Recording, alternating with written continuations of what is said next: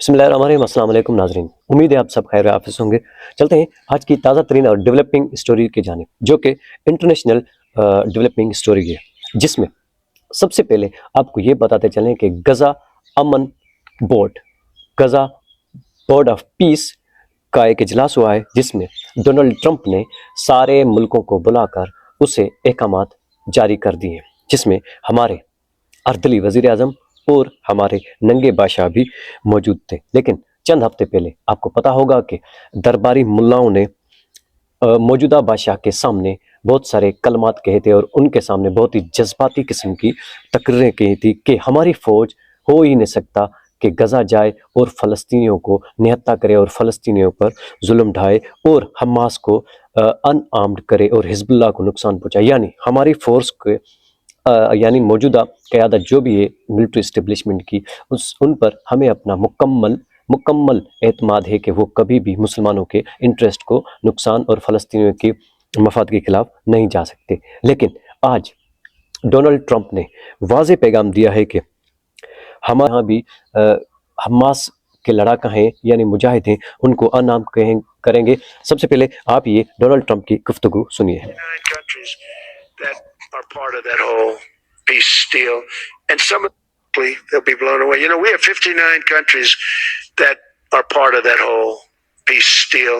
and some of those countries aren't even they're near the Middle East, but they're not in the Middle East traditionally, and they want to come in and take out Hamas. They want to come in, they want to do whatever they can. There's a problem with Hezbollah in Lebanon, and we'll see what happens there, but that's a problem. But there are these little flames, but there's peace in the Middle East now. آپ نے یہ audio سنی، یہ پیس اجلاس council میں بیٹھا ہے، اور یہ ڈونلڈ ٹرمپ نے یہ کہا کہ ہمارے پاس تقریباً 59 ممالک ہیں جنہوں نے پیس بورڈ پر معاہدہ کیا ہے، اور ان کا یہ کہنا تھا کہ مڈل ایسٹ کے باہر سے کچھ ایسے ممالک ہیں جو آنا چاہتے ہیں اور حزب اللہ کو لبنان میں ہی ختم کرنا چاہتے ہیں، جو بھی وہ امن کے لیے پرابلم کریٹ کر رہے ہیں۔ اس کے بعد آپ کو سب سے پہلے رشین صدر کے موقف کے بارے میں بتا دیں۔ رشین صدر، آپ کو پتا ہے کہ ولادیمیر پیوٹن ایک بہت ہی تگڑے لیڈر ہیں، جن کا کہنا ہے کہ پیوٹن کا کہنا ہے کہ روس اس وقت تک کسی نام نہاد امن کونسل میں شامل نہیں ہوگا جب تک کسی فلسطینی عوام کو اقوام متحدہ کی قراردادوں کے مطابق مکمل حقوق کی ضمانت نہیں دی جاتی۔ کاش ہمارے جنرلز، کاش ہمارے بادشاہ یہ سمجھ پاتے اور اس قسم کا موقف ہمارے حکمرانوں کا ہوتا، کیونکہ ہم تقریباً 57 مسلم ممالک ہیں، جس میں سے واحد پاکستان کے پاس ایٹامک پاور ہے، اور ایٹامک پاور ہونے کے باوجود ہم اتنے گرے ہوئے ہیں کہ فلسطینیوں کا سودا کر رہے ہیں، اور ڈونلڈ ٹرمپ کے سامنے بیٹھ کر سر بسجود ہو رہے ہیں، اور اس نام نہاد پیس بورڈ میں بیٹھ گئے ہیں، اور اقوام متحدہ کا جو یہ نام نہاد بنایا گیا بورڈ ہے اس میں شمولیت کی ہے، اور اس پر سگنیچر بھی کیے ہیں، اور $1 ارب دینے کی بھی ظاہر سی بات ہے اب یہ ڈیل ہو گئی ہے۔ لیکن سب سے الارمنگ چیز یہ ہے کہ ہم نے یعنی اب غزہ فورس بھیجنی ہے جو کہ انارمڈ کرے گی حماس کو، اللہ کو بھی نقصان پہنچائے گی، یعنی یہ لڑیں گی حزب اللہ اور حماس سے۔ یعنی ہماری فوج اب پریکٹیکلی جا رہی ہے اسرائیل کا دفاع کرنے کے لیے، جو کہ مڈل ایسٹ سے ہم باہر آتے ہیں، اور پاکستان واحد اسلامک ملک ہے جس کے پاس ایٹامک پاور ہے۔ آپ یاد رکھیے گا، یہ سب عمران خان صاحب کے دور میں بالکل بھی ناممکن تھا، اس لیے عمران خان صاحب کو سائیڈ لائن کرنا انٹرنیشنل اسٹیبلشمنٹ کے لیے فیور میں تھا۔ اس لیے آرمی چیف پاکستان میں جنرل باجوہ کے بعد ایک ریٹائر کو لگایا گیا، کیونکہ وہ ان کے مفادات کے عین مطابق چلے گا، یہ ان کو پتا تھا۔ کیونکہ اگر کوئی اور آ جاتا، جس کو آپ کو پتا ہے کہ ہیلی کاپٹر حادثہ کس کے ساتھ، جنرل سرفراز کے ساتھ ہوا تھا، اگر وہ آ جاتا شاید انٹرنیشنل اسٹیبلشمنٹ کی مفادات کی اس طرح سے خدمت نہ کرتا جو کہ موجودہ بادشاہ کر رہا ہے، اور اردلی اس کے پیچھے ناک رگڑتا اور بوٹ اپنے پریکٹیکلی زبانوں سے چاٹتا، ڈونلڈ ٹرمپ کی گود میں جا بیٹھا اور پیس بورڈ کونسل کے سامنے یہ معاہدے کو سگنیچر کیا۔ اقوام متحدہ کے متوازی بننے والے بورڈ میں شمولیت کا فیصلہ کسی پارلیمنٹ، کسی کابینہ میں اب تک کیوں نہیں آیا؟ یہ پاکستانی سوال کرنا چاہتے ہیں۔ پاکستان کے سب سے بڑے یہ سوال ہیں کہ اگر ان کو غزہ بورڈ آف پیس میں شامل ہونا تھا تو یہ معاہدہ ضرور فوج ہماری غزہ میں امن کے لیے جانی چاہیے یا نہیں جانی چاہیے، اسے کیوں نہیں بحث کا حصہ بنایا گیا؟ غزہ میں فوج بھیجنے کی تجویز کسی ایوان میں، کسی اجلاس میں، کسی ایجنڈے پر آئی ہی نہیں۔ نواز شریف ایسے کسی فیصلے پر خفا کیوں ہو سکتا ہے؟ اسپیکر کابینہ اراکین کوئی بولا ہی نہیں۔ اگر کوئی بولتا، رکاوٹ ڈالتا یا ڈالنے کی کوشش کرتا تو امریکہ خفا ہوتا، جو موجودہ حالات میں اس پورے سسٹم کو قابل قبول نہیں۔ اب انہیں لائنز پر پلے باندھ لیجئے کہ یہ حکومت، یہ اسمبلیاں اور یہ سیاستدان پریکٹیکلی کٹ پتلی کی طرح کام کر رہے ہیں۔ دماغ میں بٹھا لیجئے کہ نہ تو نواز شریف خفا ہوتا ہے یعنی عاصم منیر سے، اور نہ کسی کا نوٹیفیکیشن روکتا ہے یعنی عاصم منیر کا جو 5-6 دن نوٹیفیکیشن رکا تھا، نہ اس کی اوقات ہے۔ یہ سب آپ کی توجہ ہٹانے کے لیے موضوع دیا جاتا ہے۔ آپ کو جب سے موجودہ بادشاہ آیا ہے تب سے یہاں پہ کوئی بھی فلسطین کے حق میں کوئی بھی ریلی نہیں نکالنے دے رہا، اور نہ ہی کوئی بھی جلوس۔ آپ کو پتہ ہے کہ سینیٹر مشتاق احمد نے بہت ساری کوششیں کی کہ میں فلسطین کی حمایت میں یہاں پہ بہت ساری ریلیاں کروں، لوگوں کو اویئر کروں کہ فلسطین میں اسرائیل بہت ہی ظلم اور بربریت کر رہا ہے، عورتوں کو، بچوں کو، نام نہاد لوگوں کو، شہریوں کو، بزرگوں کو تباہ کر رہا ہے، وہاں پہ جان و مال کسی مسلمان کی محفوظ نہیں۔ تو یہاں کی اسٹیبلشمنٹ کیا کرتی تھی؟ ان کے جلوسوں پر، ان کے کارکنان پر گاڑیاں چڑھا دیتی تھی اور 2-3 کارکنان کو شہید کر دیتی تھی۔ آپ کو یاد ہوگا اسلام آباد کا واقعہ، جب سینیٹر مشتاق کو ایک کانسٹیبل یعنی ایک ASI اٹھ کر انگلی دکھاتا ہے، جو کہ سینئر سینیٹر تھا اس وقت، سینیٹر مشتاق کو ایک پولیس والا اسلام آباد میں کھڑے ہو کر انگلی دکھاتا ہے اور یہ کہتا ہے کہ آئندہ آپ یہاں پہ احتجاج کرنے مت آنا۔ یہ کس کی پاور تھی؟ یہ کس کی پیکنگ تھی کہ ایک SHO یا ASI اٹھ کر انگلی دکھائے ایک سینیٹر پاکستان کی کریم لوگوں کو، جو کہ لاکھوں لوگوں کی نمائندگی کر رہے ہوتے ہیں، یعنی اپر ہاؤس میں اس کو انگلی دکھا رہا تھا۔ آپ مسلمانوں کی بزدلی دیکھیے، مسلمان ممالک کی بزدلی دیکھیے، جو کہ اس غزہ بورڈ پیس میں بیٹھ گئے ہیں۔ ٹرمپ کے بورڈ آف پیس پر آج دستخط کرنے والے مسلمان ملک اور نان مسلم ملک: پاکستان پہلا مسلم ملک، سعودی عرب، قطر، ترکی، بحرین، مراکش، اردن، عرب امارات، ازبکستان، قازقستان، آذربائیجان، انڈونیشیا، اور نان مسلم ممالک میں Paraguay, Argentina, Armenia, Bulgaria, Hungary, Kosovo, Mongolia, اور پرومیننٹ اور جن کا بہت سارا اثر رسوخ ہے یورپ میں نان مسلم ممالک میں سے، انہوں نے اس بورڈ آف پیس میں بیٹھنے سے انکار کیا۔ ان ممالک میں جرمنی سر فہرست، فرانس، برطانیہ، ڈنمارک اور سویڈن۔ یہ تو آپ کو پتہ ہے کہ رشیا اور چائنا بالکل بھی اس پیس بورڈ میں آنا نہیں چاہتے تھے، لیکن پیوٹن کا سب سے بڑا اور بولڈ موقف یہ ہے کہ روس اس وقت تک کسی نام نہاد پیس بورڈ کونسل میں بالکل بھی شمولیت نہیں کرے گا جب تک فلسطینی عوام کو اقوام متحدہ کے قراردادوں کے مطابق مکمل حقوق کی ضمانت نہیں دی جائے گی، یعنی ان کے لیے ایک علیحدہ ریاست نہیں قائم کی جائے گی، تب تک رشیا ان کے پیس آف بورڈ میں بالکل بھی نہیں بیٹھے گا۔ اور پاکستان بیٹھ گیا، ترکیہ بیٹھ گیا، سعودی عرب بیٹھ گیا، اردن بیٹھ گیا، اس کے بعد ہمارے UAE والے سارے بیٹھ گئے۔ اور آپ کو یہ بھی بتاتے چلیں کہ بہت ہی ایک المیہ ہو رہا ہے فلسطین کے ساتھ کہ فلسطین کی طرف سے 0 نمائندگی کی گئی اس بورڈ میں، اور کسی بھی فلسطینی نمائندے کو یہاں پہ نہیں بلایا گیا۔ حیرت کی بات یہ ہے کہ نہ بورڈ آف پیس میں اور نہ ہی غزہ کے ایگزیکٹو بورڈ میں کسی فلسطینی کو شامل کیا گیا ہے۔ اس کے برعکس اس بورڈ میں امریکی حکام شامل ہیں جن کا اسرائیل نواز جھکاؤ مشہور ہے۔ ان میں امریکی وزیر خارجہ مارکو روبیو، ٹرمپ کے داماد جیریڈ کشنر اور مشرق وسطیٰ کے لیے امریکی خصوصی نمائندے اسٹیو وٹکوف شامل ہیں۔ غزہ بورڈ کے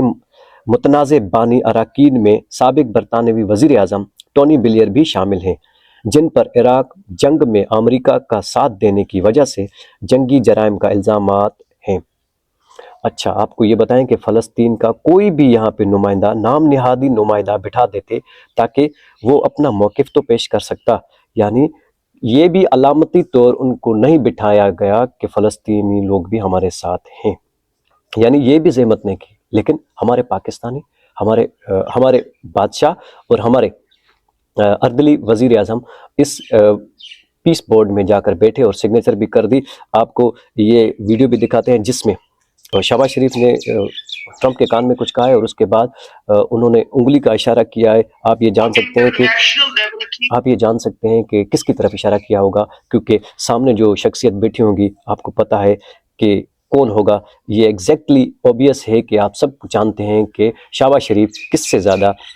خوش ہوتے ہیں، اور اس کی طرف ڈونلڈ ٹرمپ نے بھی دیکھا اور انگلی کا اشارہ کیا اور مسکرائے۔ آپ کو پتہ ہے کہ ڈونلڈ ٹرمپ نے پہلے ہی فیلڈ مارشل اور شہباز شریف کی تعریف کی تھی کچھ دن پہلے، یعنی آپ کو کوئی بھی اس میں ابہام اور شک نہیں ہے کہ یہ کون لوگ ہیں اور یہ کون پیس میں بیٹھے ہوں گے اور کس کی طرف یہ اشارہ کیا جا رہا ہے۔ اور اب آپ کو احمد قریشی، جو کہ اسٹیبلشمنٹ کے سب سے قریبی ترین جرنلسٹ سمجھے جاتے ہیں، جو کہ کچھ عرصہ پہلے اسرائیل گئے تھے، جو کہ پاکستانی ڈیلیگیشن کا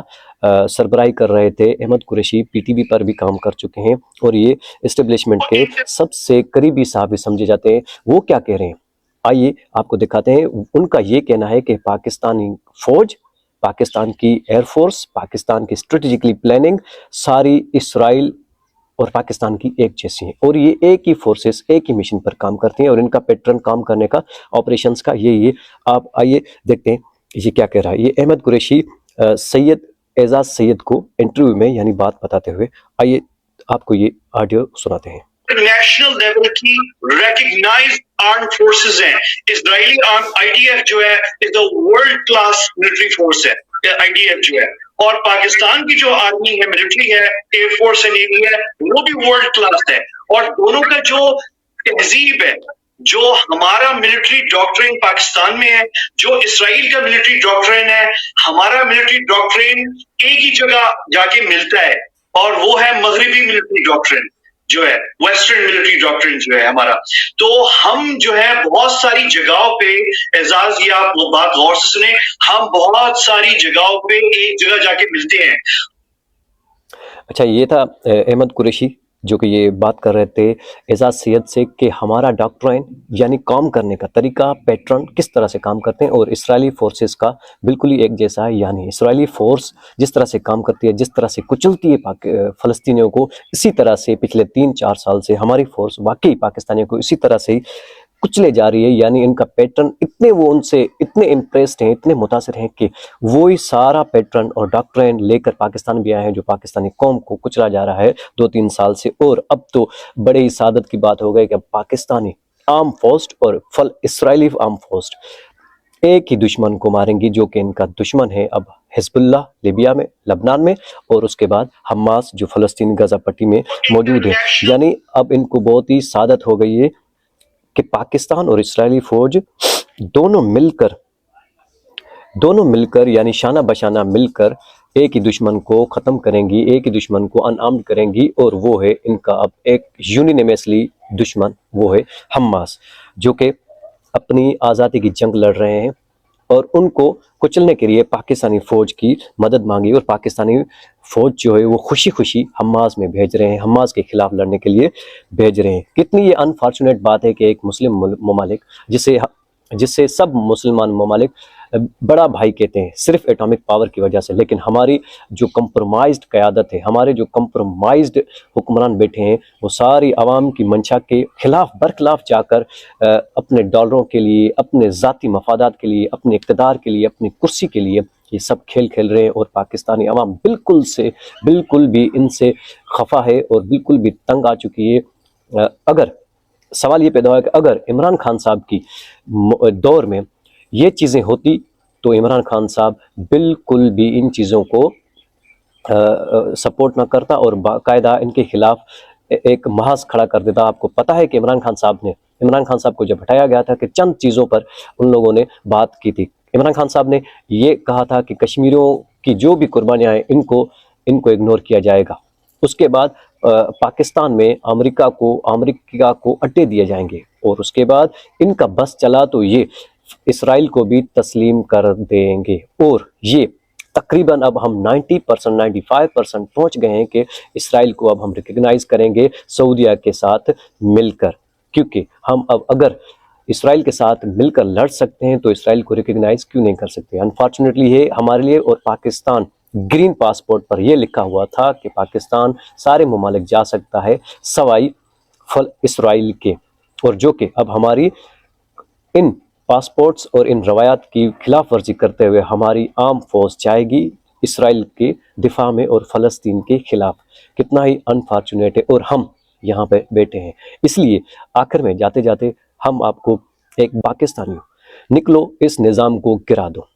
اس نظام کو اپنی طاقت، اپنے پرامن احتجاج کے ذریعے گرا دو، اور 8 فروری کو اس قسم کا ساری سڑکوں کو جام کر دو تاکہ یہ سارا نظام اپنے گھٹنوں پر آ جائے. اگر 8 فروری کو بھی پاکستانی پرزور اور طاقتور طریقے سے نہ نکلے تو یہ سارا نظام ہمیں 4 سال سے کچل رہا ہے، اور فلسطینیوں کو کچلے جانے کے، یعنی 80-90 ہزار فلسطینی کچلے گئے ہیں، شہید کیے گئے ہیں، بچے بزرگ بوڑھے، ان کی جان مال بالکل بھی محفوظ نہیں ہے. اور اب ان کے خلاف ہماری فورسز جا رہی ہیں جن کو ہم اپنے ٹیکسوں سے سیلریز دیتے ہیں، ان کے بچے باہر پڑھتے ہیں، وہ بھی ہمارے ٹیکسز سے. اب وہ ہم کو بھی یہاں مار رہے ہیں اور وہاں جا کر فلسطینیوں کو بھی کچلیں گے. اس لیے خدا رہا پاکستانیوں سے یہ سب سے درخواست ہے، اگر آپ احتجاج کے لیے نہیں نکل سکتے تو اپنا 2-3 دن کے لیے کاروبار مت چلائیں. 2-3 دن کے لیے کاروبار پر جانا بند کر دیں، ساری سڑکیں بند کر دیں، پہیہ جام ہڑتال کر دیں، شٹر بند ہڑتال ہو، اور لوگ پرامن طور پر سڑکوں پر آ جائیں تاکہ اس حکومت، اس رجیم، اس زمینی خداؤں کو یہ احساس ہو کہ ہم یہ کیا کر رہے ہیں، ہم اپنی ہی قوم کو تباہ و برباد کر رہے ہیں، اور فلسطین کی جو تباہی ہے وہ بھی اب ان کے ذمہ جاری ہے. یعنی ان کو کوئی بھی احساس نہیں ہے، نہ اپنے ملک کا، نہ اپنی قوم کا، نہ فلسطینیوں کا، نہ انسانیت کا، نہ شریعت کا، بالکل بھی کس چیز کا، کوئی چیز کا ان لوگوں کو احساس نہیں ہے. اس لیے اب مذمت ہمارے اوپر فرض ہو گئی ہے. جاتے جاتے آپ کو چی گویریا کا ایک سینگ ہے، ایک کال ہے، اقوال زرین نے سناؤں کہ چی گویریا نے کہا تھا اگر ناانصافی قانون بن جائے